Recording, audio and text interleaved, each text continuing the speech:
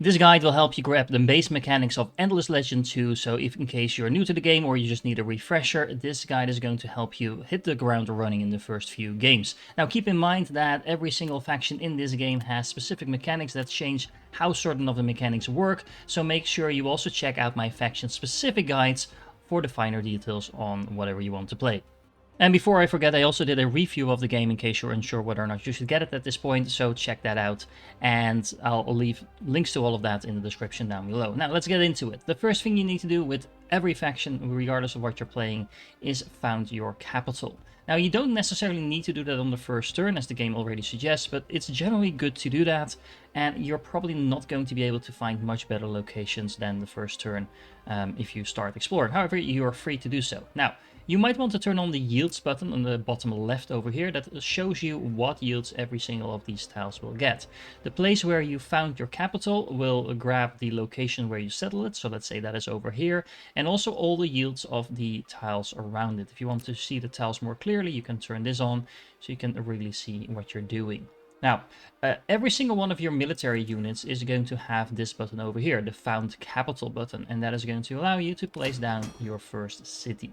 What you're looking for your first city is a location that is going to give you both industry, that is this orange thing over here, these gears, as well as a little bit of food.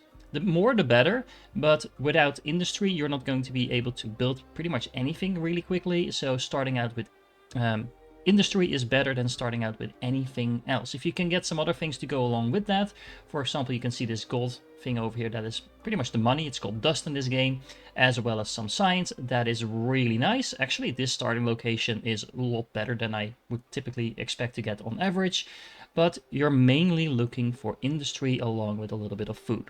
I'm not going to list all the faction-specific exceptions to the rule, but this one is going to be relevant on turn 1. So if you are playing the Last Lords, you're not going to be caring about food at all. You are just going to be caring about dust instead. So what I just said about you wanting industry and food is going to be industry and dust in the exception of the Last Lords. There are 3 different things that you can build in your cities. The first of them is going to be units. These are military units to add to your army, and you can pick your different units depending on which faction that you're playing. Now, as you can see, these things are relatively expensive early on, so I recommend not starting out with that right from the get-go. What I do recommend that you start out with is building the Sanctity of Nature Improvement. This is going to give you a bonus to every single one of your yields. And you can see this is everything the city can produce, and it's pretty cheap to put down. So this is a thing you can only build once, but it's a pretty good place to start. The third thing that you can build in your cities are districts, and these are going to be buildings that you place down on a certain tile and that are going to give you bonuses depending on what you build there and what is next to this tile when you build it. So as an example, I can build a laboratory over here that is going to give me a bonus to my science. Just by default, it's already going to be producing 2 science, but it's going to give you additional bonuses depending on where you place it. So for example, with the science one, if I place it down on a tile already producing at least 2 types of yields, so in this case it's producing science and industry by default, I'm going to get an additional +1 science out of it. So you can see this adds up to a total of 3 over here. Now, if I place it down next to an anomaly, which is a special type of tile that you can see over here, this is an anomaly as an example. An anomaly is a tile that you cannot build on, but that will give you additional yields because it's a special tile. So you can see this is producing quite a bit of dust in this case already.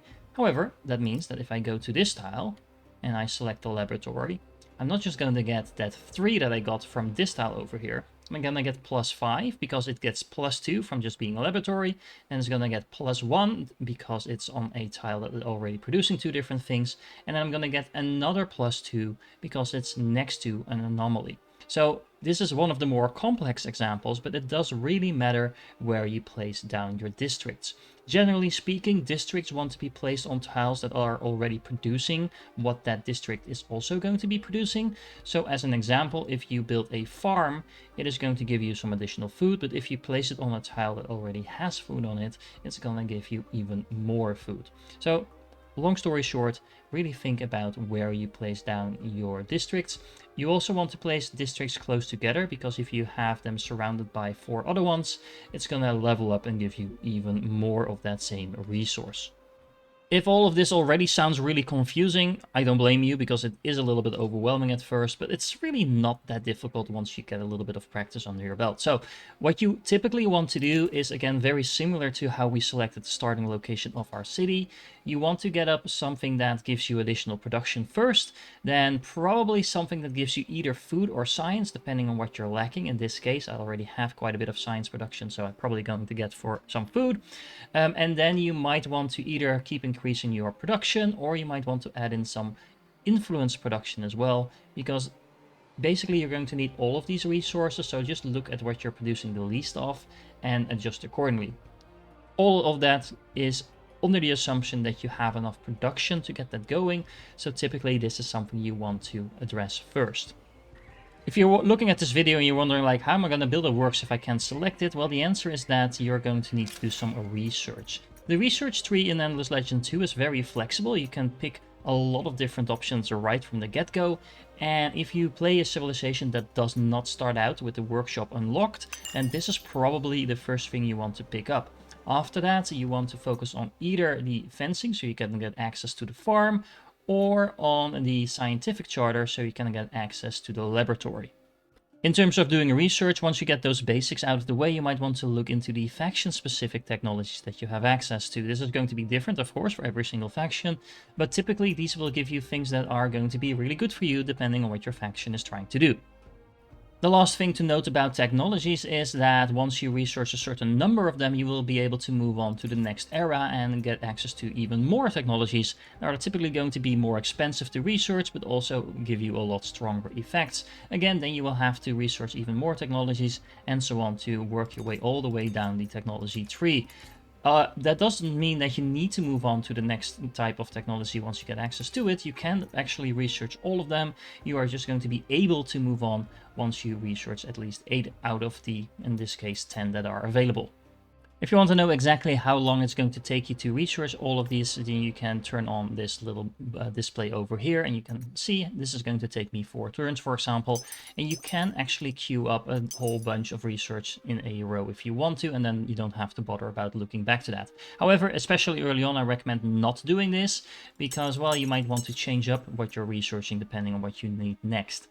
Okay, next up, let's talk a little bit about military units. If you select one of your military units, you will see that they are part of an army. So in this case, the unit I used to build my city with already has 2 military units inside of it. One of them being a hero and the other one being an infantry unit. And then there's 2 empty slots on top of that. That means that if I select my other unit, I can actually move this on top of the first one, add it to the army, and now these 3 units will be moving together, and I could add a 4th to that as soon as I have an actual 4th military unit available.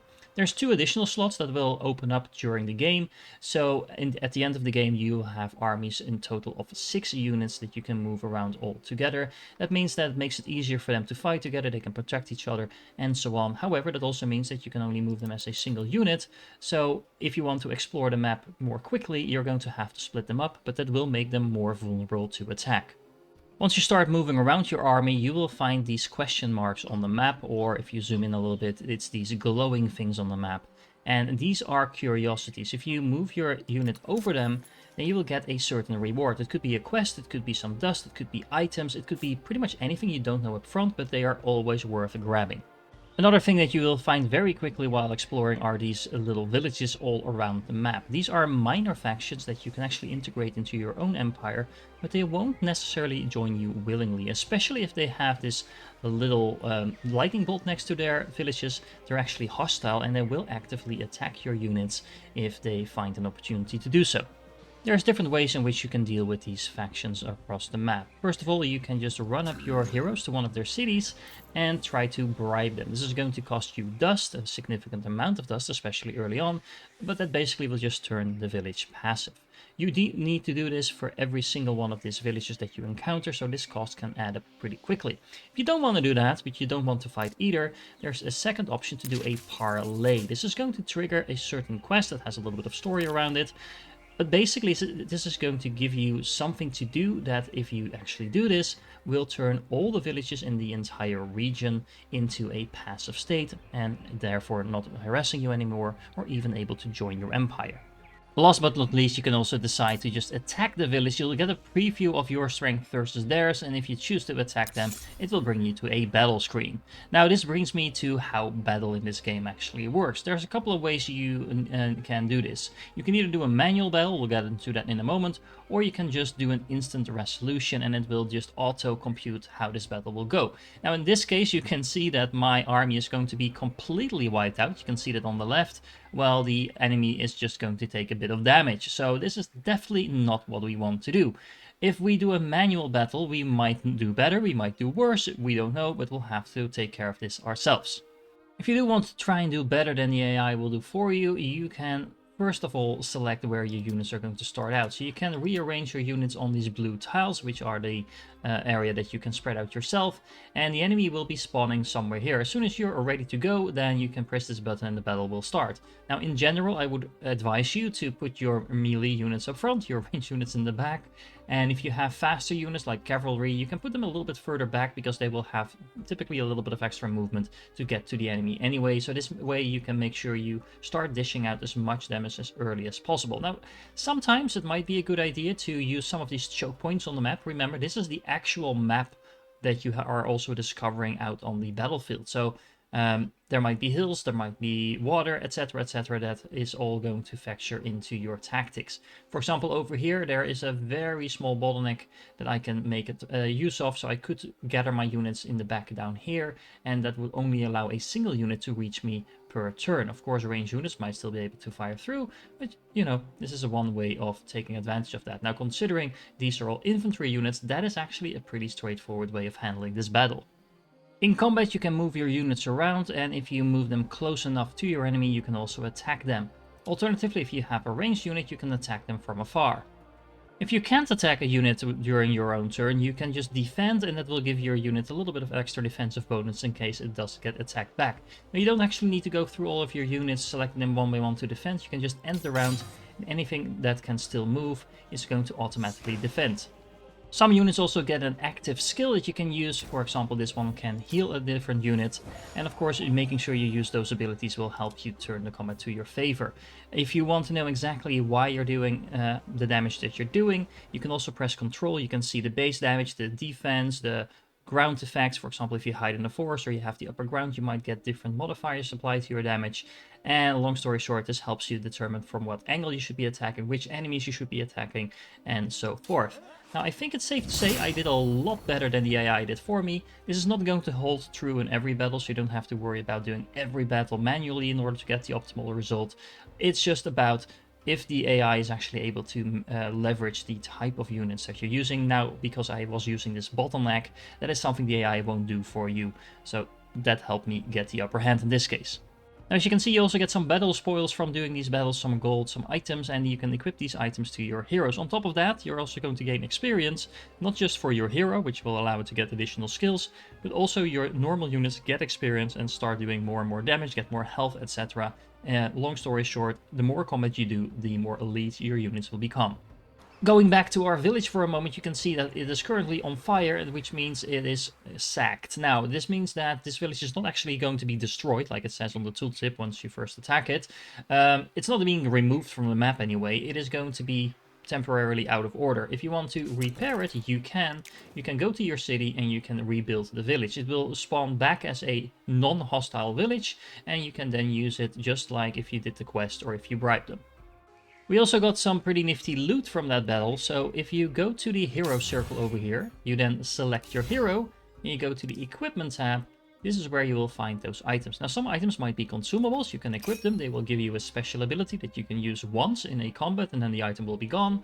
Or you can have some more fixed items which you can equip to your hero in order to get them to do more damage, have more defense. Pretty much everything that you can equip is going to be useful in some way. Now, you can't equip all items to every hero. It will depend on what type of hero you are. I got a little bit lucky in this case, getting a weapon that I can actually use on this hero. But you could also get up into a situation where you loot 10 items and you can only use a few of them on that particular hero. But those will be useful for other heroes. Okay, so let's talk about minor factions for a moment. If you go to this tab with protectorates, you can actually find your minor factions that you have within your empire on the left over here. Right now it's just the one, and you can see this has a single sacked village within my empire. It could also be wary villages. Those are the ones that you haven't done a quest for, haven't bribed yet, but they're not actively attacking you. Or you can have pacified villages, which are the ones that are not broken down, but also you did do a quest for them, so they're kind of happy with you to begin with. Now, if you click on that, you can see that if I had 150 influence, I could assimilate them in this open slot over here, and that would give me a couple of bonuses. First of all, I would get, in this case, a bonus per pacified village under the protectorate. So in this case, I have one village, so I would get this bonus once, and it's a flat health to each of my units. On top of that, I also get a bonus that is not dependent on how many villages I have, and in this case, it's just a flat 15 health on my unit. So all in all, just with a single village in this case, I would get almost 20 health on all my units, which is actually pretty nice. Now, this bonus is going to be different for every single minor faction in the game, so it really depends on the type of factions that you want to add to your empire, because as you can see, you do have limited slots available. On top of this bonus, you're also going to get access to their units and to their counselors. So these are all things that you might want to add to your empire, or might not want to add if you have better options available. Keep in mind that the amount of villages is also going to determine how many population is going to be added to your cities of this type, and their population also has specific bonuses and malices that you can take advantage of. Another thing to note is that whenever you attack an enemy, if you have multiple armies, so this is going to be a little bit later down the line, they can actually help each other fight. If I attack this village over here, as you can see, I don't just get the armies that I'm attacking with, but I can also select from the nearby forces which of these units I want me to help out in combat. And that basically means you can double up on your army while attacking the enemy. Now, remember, the enemy can do the same, so if you have multiple armies of the enemy nearby, they will help each other out as well. Once you do enough combat and your hero gains some experience, you will see its portrait glowing. You can click on that, and this will bring you to its hero overview. Now, in the skill tree, you can then select some new abilities. The way this works is that the part on the right is related to the faction that this hero is from, so all the heroes from your own faction will have these abilities always. On the left, there is a certain area that is related to its class. As you can see, this is a caster, but you might also be an archer or an infantry or whatever. Now, that will depend what skills show up here. And then in the middle, this section over here is going to be a hybrid that is specifically designed for the faction and class combination that you're playing with. So this is going to be more unique to this specific hero. All of these abilities that will also relate to a certain type of characteristic. As you can see, my current hero has a couple of determination and just a single intuition, 1 resilience and no might. So I might want to pick certain skills that align a little bit better with those abilities that I currently have, the stats that I have. For example, I could pick up this ability that will give us additional damage, and I would be getting even more damage if I had might on this hero, but since I don't, this will give me less benefits. Now, a lot of these stats you can either also increase whenever you level up. Not necessarily the best thing to do, because getting these abilities is always going to benefit you, while these stats don't necessarily benefit you. But the main way of getting these is, again, through your equipment. Your equipment might give you certain stats. For example, my casting idol over here is giving me 2 determination, but if I find a different idol, it might give me different stats that might align better with what I'm trying to do. So it's always worth checking that out before you just randomly equip something. Not just your hero can be upgraded, but your units can be upgraded as well, assuming that you have the relevant technology to do that, as well as the resources to do that. If you have both of those, where you have at least one viable option, again, the unit will start glowing similar to your hero, and you can pick the upgrades. Now, this will be different for every single type of unit in the game. You will get different upgrades, but it's always highlighted what the changes are. And you can also see that their health or their damage might be increasing, their defense might be decreasing. All in all, you can tell what's going on and you can pick accordingly. Keep in mind that upgrades might lead to other upgrades, again, assuming that you have the resources as well as the technology for that. So you can make those basic units you get at the start pretty awesome later on, which is also why it's worth keeping them alive, because highly experienced units will be that much more powerful. It's likely that at some point you want to start attacking your enemy and maybe even grab a few of their cities for yourself. Now, in order to do that, you are going to need to bring enough units, first of all, so don't underestimate how many units you're going to need in order to do that. More is always better, but you're also going to need to lay siege to their cities. By doing that, you are going to remove some of the fortifications from that city, making it easier to do battle once you do actually decide to go in. And typically you just want to wait enough turns for all of their defense to be broken. I've actually already done that with another city over here, so you can see there's 6 current breaches and this cannot be increased any further. So at this point I might as well say, okay, I am going to assault the city now. You can still bring your reinforcements at that point, so all of this is good. And we can start doing some combat, and even at that point you might want to just instant resolute that. So, you know, it pretty much works the same way as normal combat from that point on, just with the additional step of laying siege first. So, are you overwhelmed yet? Well, if you're not and you're finding this useful, make sure that you like this video, and if you are overwhelmed, like the video anyway, but make sure you come back to it after you played maybe a couple of turns by yourself. It makes it a lot easier to kind of understand what's going on. You don't need to do everything right the first time around. Okay, so there's the last few things to note about military units. If you want to just skip your turn, you can. If you want to have a unit auto-exploring the map, you can do this as well. It is not always advisable, especially if you have a weaker unit, they will likely go into enemy territory and get attacked, but you know, you can do this. One thing that is worth noting is though that you can also do the recuperate option, which will help them heal a little bit faster. Now, if you check the health of your units, you can see over here that this is the green bar is their current health, and this white is what they're going to be restoring.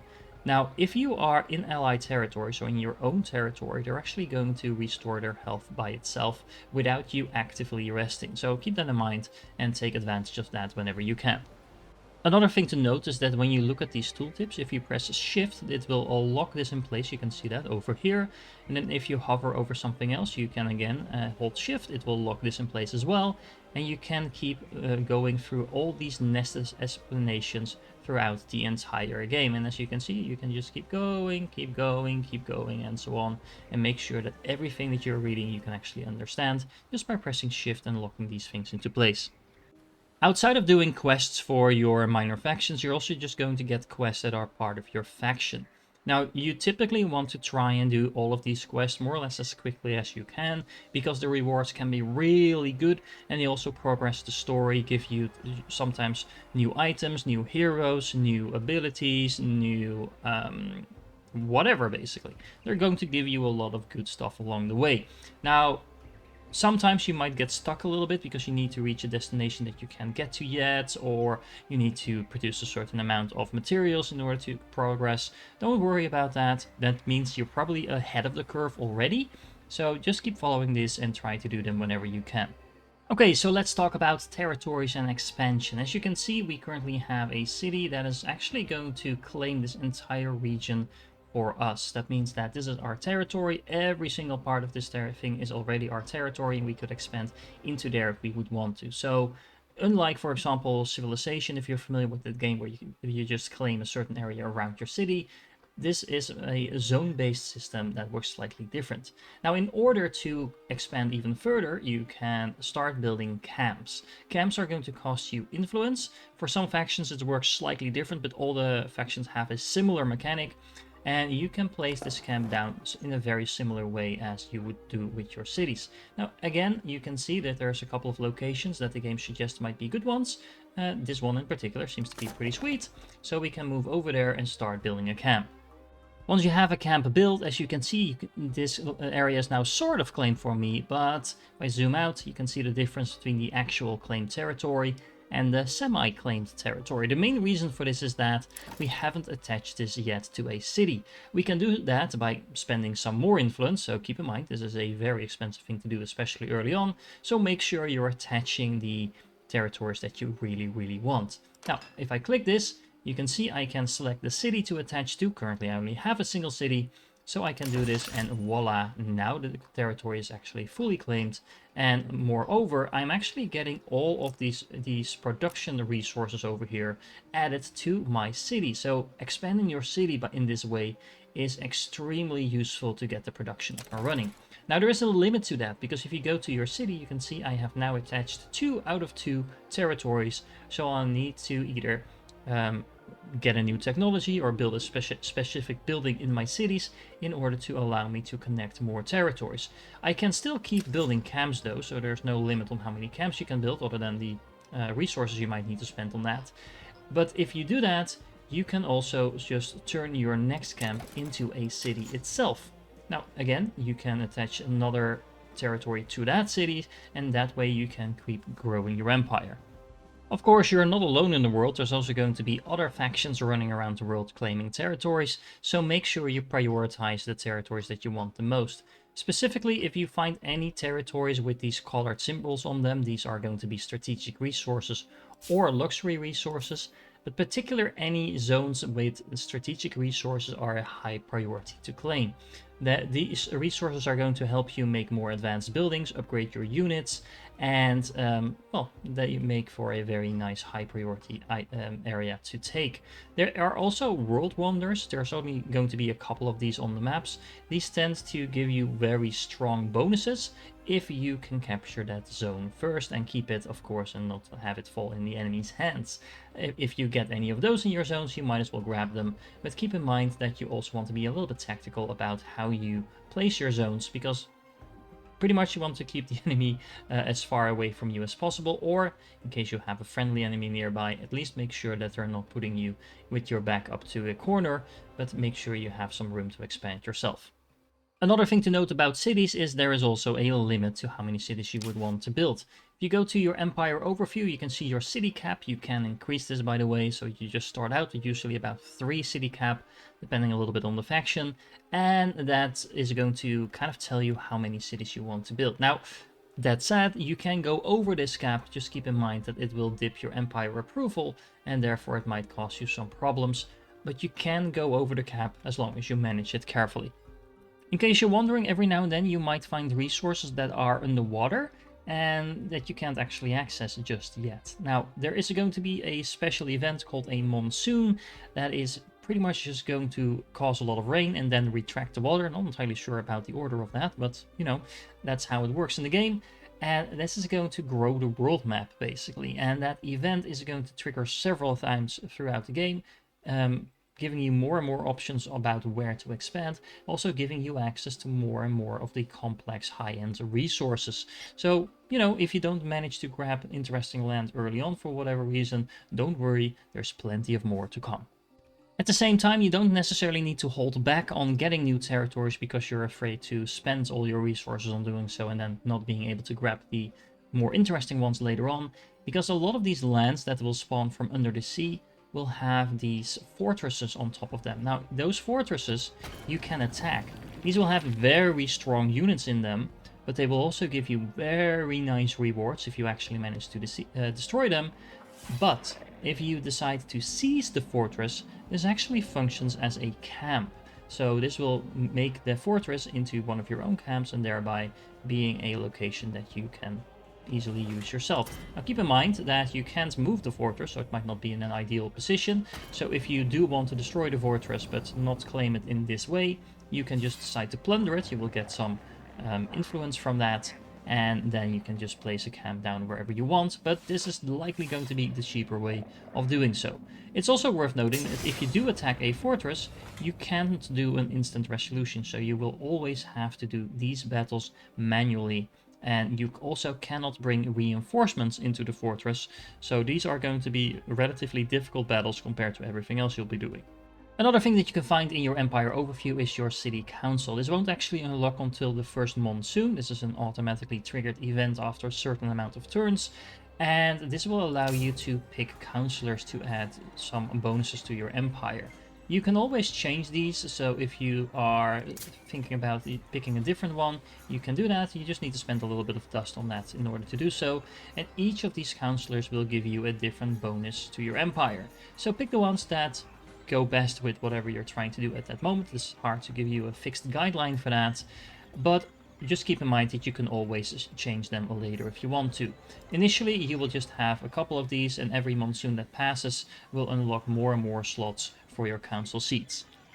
Finally, let's talk a little bit on how you actually win the game. By default, there's 2 ways to win the game. Either just wipe all your enemies off the map, or spend enough turns playing this game, get a score, and hopefully if you are the one with the highest score, you're going to win by that. But typically, you're going to win through the awakening victory types. In order to unlock the Awakening victories, you're going to need to progress through the story, so that will pretty much just happen as you play the game. And once you do, you can decide to focus on certain areas of the game in order to get a special type of victory. There's three different types of victories, but each of these victories have different options in order to complete them. So if you go through the master route, for example, you can either have 20 territories and keep them for 5 turns, or you can just clear a lot of fortresses. Now, by clearing these fortresses, as I just told you, you can also claim a lot of territories, so these are sort of related to each other. The Impress route either has you gather a lot of resources and keep those for a little while, or do a lot of diplomacy and make sure that the other factions in the game really like you. This does actually include the minor factions that you add to your own empire, by the way, so this is a lot easier to do than you might think if you need to convince 7 of your actual enemies to like you. That's a lot harder than whenever your protectorates also count towards this as well. And then there's the worship route, which either requires you to have a lot of a single type of population, typically your own, build a total of 15 monuments, so this is a more of an industrial type of victory, or last but not least, have all the technologies in the final part of the technology tree discovered. So all of these routes can be picked. You can always change your victory path, so you're not locked into any of this, but this will tell the enemy what you're focusing on. You can also tell how far along the enemy is. So for example, over here, you can see I have 8 territories and the others have either 6 or 2. So no one is even close to winning this. But in this particular case, I was going for an economic victory. I already have all the resources and the next closest one behind me only has 3 of them. Is that everything there is to know about Endless Legends 2? Not even close, but it should get you going at least in your first couple of games. Remember, I have several guides on the specific factions that are going to tell you how to, for example, completely devour the entire world with the necrophages, or maybe spread coral around the entire world and make it very pretty by use of the aspects. And so every faction has its own mechanics that you will need to factor in as well. Now, again, this might sound overwhelming, but it's actually really fun, and if you just take it easy in your first couple of games, you will figure this game out sooner rather than later. Either way, if you have any questions, please let me know in the comments. I am going to try to answer pretty much all of them as quickly as I can, and of course, make sure you like and subscribe to the channel if you want more like this. Now, this has been a very intensive guide, so if you are still here, you are awesome, and I do hope to catch you in the next one.